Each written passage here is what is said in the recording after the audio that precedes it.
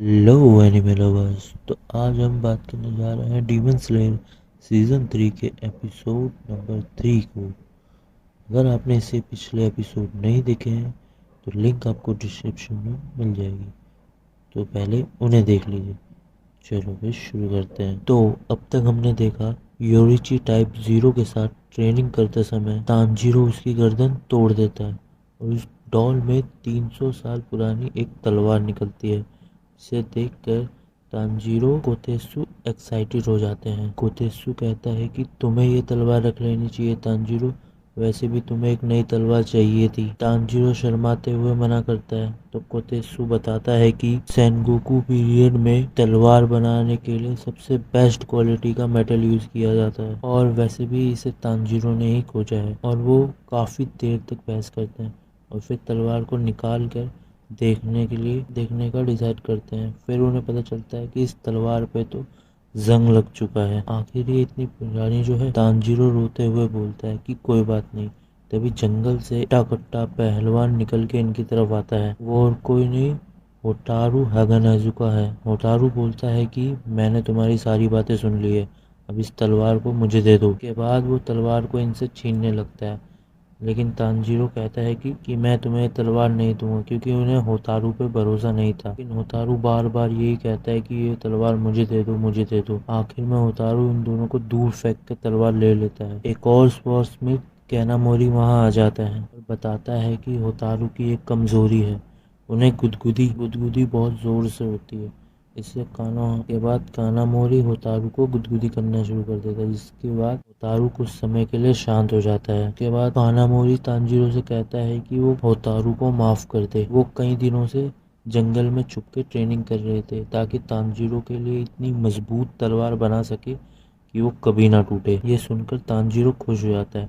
कानामोरी आगे बताता है कि होतारू को तानजीरो के लिए स्वॉर्ड बनाना काफी पसंद है, क्योंकि बाकी डीमन स्लेयर तो उनसे नफरत करते हैं और उनके ज्यादा क्लाइंट्स भी नहीं बचे। कोतेत्सु इन्हें ठीक से बात करना भी तो नहीं आता, इसीलिए तो इनकी अब तक शादी नहीं हुई।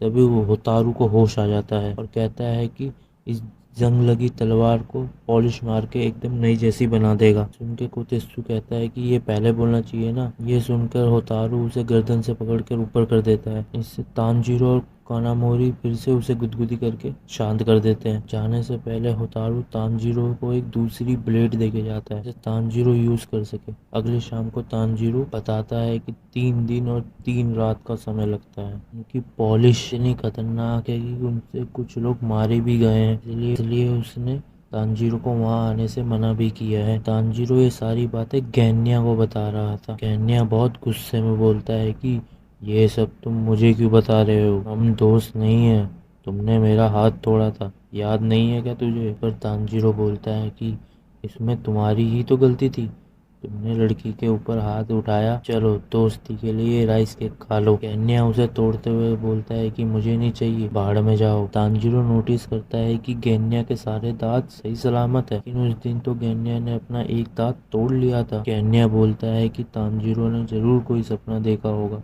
जिसपे तानजीरो बोलता है कि वो दांत अभी भी मेरे पास है। केन्या ये देख के बहुत चिढ़ जाता है कि तानजीरो ने वो दांत अब तक संभाल के रखा है और वो तानजीरो को लात मार के कमरे से बाहर कर देता है। कुछ देर बाद तानजीरो नेजुको की चुटचुटियां बनाने लगता है, बिल्कुल मिस्सूरी की तरह, और सोचता है कि केन्या हमेशा गुस्से में क्यों रहता है, शायद वो भूखा होगा इसीलिए। तानजीरो डिसाइड करता है कि कल सुबह वो उसी के साथ नाश्ता करेगा, तो उन दोनों में जरूर दोस्ती हो जाएगी। दूसरे सीन में हम देखते हैं एक स्वॉर्ड्समिथ जब स्वॉर्ड्समिथ से लौट रहा होता है, तभी उसे एक मटका दिखता है। जब वो उसके पास जाता है तो वो मटका उसे अपने अंदर खींच लेता है, लेकिन बाद में बाहर भी थूक देता है। उसके शरीर की सारी हड्डियां टूट गई थी। फिर उस मटके में से ग्योक्को बाहर निकल के बोलता है कि मुझे इस आदमी का स्वाद बिल्कुल अच्छा नहीं लगा। उसके बाद एक छत पर एंटेनगू बैठा हुआ था, जो मुजान के गुस्से को याद करके डर रहा था और मन ही मन सोचता है कि इन सबको मारने के बाद जरूर वो खुश हो जाएंगे। उसके बाद गैन्या अपने स्वॉर्ड्समिथ की उस झोपड़ी में जाता है, लेकिन अंदर कोई भी नहीं था, पर उसकी निचली तलवार बन के रेडी हो गई थी। उसे उठाते हुए गैन्या बोलता है कि बड़े भाई, तुम्हें ये करना ही होगा। दूसरी तरफ तानजीरो सो रहा था तो कोई उसकी नाक बंद करके उसे जगा देता है। ये मोइचीरो था। तानजीरो से पूछता है क्या उसने कानामोरी को देखा है, जो उसके नए स्वॉर्ड्समिथ था। तानजीरो बोलता है कि उसने कानामोरी को होतारू के साथ देखा था और वो दोनों चल के उन्हें खोज सकते हैं। फिर मोइचिरो पूछता है कि तुम दूसरों की इतनी चिंता क्यों करते हो, तो या तुम्हें खुद की कोई चिंता नहीं है। जिस पे तानजीरो कहता है कि जब आप दूसरों की मदद करते हो तो घूमकर आपकी भी हेल्प होती है और मुझे दूसरों की मदद करने से खुशी मिलती है। ये सुन के मोइचिरो काफ़ी हैरान हो जाता है और तानजीरो से पूछता है कि कभी तुमने क्या कहा, ज़रा फिर से कहना। तभी नेजुको भी जाग जाती है और वो भी इनके साथ जाने के लिए तैयार थी। मोइचिरो नेजुको को देख के बोलता है कितनी अजीब प्राणी है, क्या मैं इससे पहले मिला हूँ। अचानक दोनों को कुछ आवाज़ में सुनाई देती है और कमरे का दरवाज़ा खुलता है। उसमें से वो भयानक डीमन बाहर आता है, हेंटेंगू, जो कि आंखों में आंसू लिए उनकी तरफ बढ़ रहा था। तानजीरो कंफ्यूज था, बिना इनके नोटिस किए ये डीमन यहाँ कैसे आ गया, यानी ये कोई अपर रैंक का डीमन है। मोइचिरो बिना वक्त गवाए मिस्ट ब्रीदिंग का फोर्थ फॉर्म इस्तेमाल करता है, शिफ्टिंग फ्लो स्लैश। डीमन इस अटैक से बच के छत से चिपक जाता है, जो कि रोते हुए बोलता है मुझे परेशान करना बंद करो। तानजीरो हिनाकामी कागुरा का सनफ्लावर थ्रस्ट इस्तेमाल करता है, डीमन उससे भी बच के नीचे कूद जाता है। तानजीरो को समझ नहीं आ रहा था कि ये डीमन उन पर पलटवार क्यों नहीं कर रहा था। के बाद नेजुको अपने डीमन फॉर्म में आकर हेंटेंगू को एक जोरदार लात मारती है, लेकिन तानजीरो नेजुको को डीमन ट्रांसफॉर्म होने से मना करता है, वरना वो वापस आउट ऑफ कंट्रोल हो जाएगी। मोइचिरो तेजी से जाके हेंटेंगू की गर्दन काट देता है, लेकिन तानजीरो को याद था कि खाली गर्दन काटने से अपर रैंक की मौत नहीं होती। फिर वो मोइचिरो को सावधान रहने को बोलता है। इसके बाद हम देखते हैं कि कटी हुई गर्दन में से एक नई बॉडी जनरेट हो गई थी और उसकी बॉडी में से एक नया सर जनरेट हो गया था, यानी कि एक में से अब दो डीमन बन गए थे। तानजीरो और मोइचिरो दोनों एक एक डीमन की तरफ अटैक करने जाते हैं, लेकिन मोइचिरो के पहुंचने से पहले डीमन मोइचिरो की तरफ एक पंखे से हवा करता है। इतनी जोर की आंधी चलती है कि मोइचिरो घर को तोड़कर बहुत दूर जंगल में जाके गिरता है। तानजीरो को नेजुको पकड़े रखती है। वहीं इन दोनों डीमन के नाम सेकिडो और राकू हो जाता है। सेकेडो के पास गुस्से का भाव था, राकू खुशी का भाव था। मोइचिरो को दूर उड़ते हुए देख के काफी खुश हो जाता है। वहीं तानजीरो को समझ नहीं आ रहा था वो इन दोनों को कैसे मारेगा। सेकिडो अपने हाथ में रखी छड़ी को जमीन पर पटकता है, जिससे जोरों की बिजली निकलती है, जिससे तानजीरो को करंट लगता है। तानजीरो बस बेहोश ही होने वाला था, लेकिन अचानक वो छत पे गैन्या को देखता है, जिसके हाथ में डबल बैरल शॉटगन होती है। गोली निचिरिन स्टील से ही बनी थी। वो गोली दोनों डीमंस पे शूट करता है। सेकिडो की गर्दन कट जाती है और लेकिन कराकू को ज्यादा नुकसान नहीं होता। तो इस नए तरीके के अटैक से मजा आता है। फिर गैन्या अपनी तलवार निकाल के नीचे आता है और दूसरे डीमन की गर्दन भी काट देता है। तानजीरो उनसे चेतावनी देता है कि इनकी गर्दन काटने से ये मरते नहीं बल्कि और बन जाते हैं, कि और भी जवान और ताकतवर होते हैं। लेकिन तब तक देर हो गई थी। दोनों डीमन के शरीर बहुत तेजी से एक साथ रीजनरेट होते हैं। यहाँ 4 डीमंस बन गए हैं। तानजीरो को समझ नहीं आता कि अब क्या करे और इनकी कमजोरी क्या होगी। अभी एक तीसरा डीमन तानजीरो को लेके उड़ जाता है।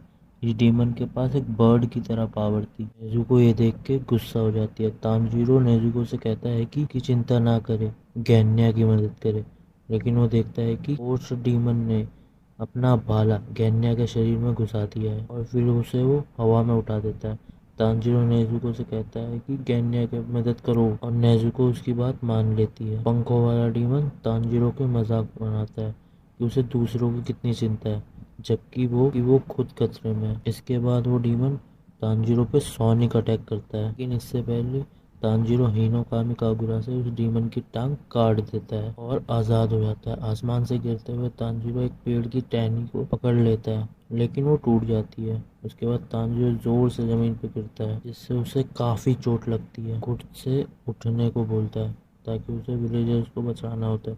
तभी उसे याद आता है कि डीमन का कटा हुआ पंजा अब भी उसकी टांग को पकड़े हुए है। उस कटे हुए पंजे से भी एक डीमन का सर बाहर निकल आता है कि तानजीरो पे सोनिक अटैक कर रहा होता है। दूसरी तरफ मोइचिरो, जो काफी दूर जाके गिरा था, वो तेजी से वापस आ रहा था, लेकिन रास्ते में वो देखता है कि एक फिश जैसा डीमन कोतेसु को खाने की कोशिश कर रहा होता है। मोइचिरो सोचता है कि ये एक बच्चा है, इसमें स्वॉर्ड स्वीप वाली कोई स्किल नहीं होगी और इसे बचाने का कोई मतलब नहीं होता और उस आगे बढ़ता रहता है। और वो ये भी कहता है कि मेन डीमन नहीं है, स्पेल से बनाया हुआ मॉन्स्टर है, पूरे विलेज पे हमला हुआ है, तो मुझे सबसे पहले विलेज चीफ को बचाना होगा, फिर बाकी स्मोर्ट्समिथ को। फिर मॉन्स्टर ने कोतेत्सु को पकड़ लिया था और खाने ही वाला था। मोइचिरो सोचता है कि उसका काम अपर रैंक को मारना है और विलेज को बचाना है। किसी ऐसे बच्चे को बचाने के लिए वो अपना टाइम वेस्ट नहीं कर सकता। अभी मोइशिरो को तांजीरो की कही हुई बात याद आ जाती है कि हम किसी की मदद करते हैं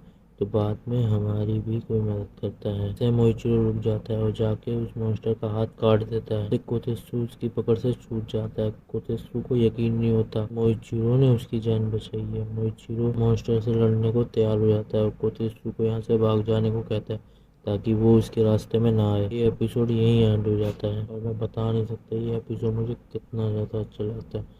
और हैंटेंगू की पावर का तो जवाब ही नहीं। और अभी तो हमें ग्योको की पावर का भी नहीं पता कुछ। क्या तांजीरो और मोइचिरो इतने सारे डीमंस को मार पाएंगे और क्या गेन्या की जान बच पाएगी? अब अगले एपिसोड में ही देखने को मिलेगा।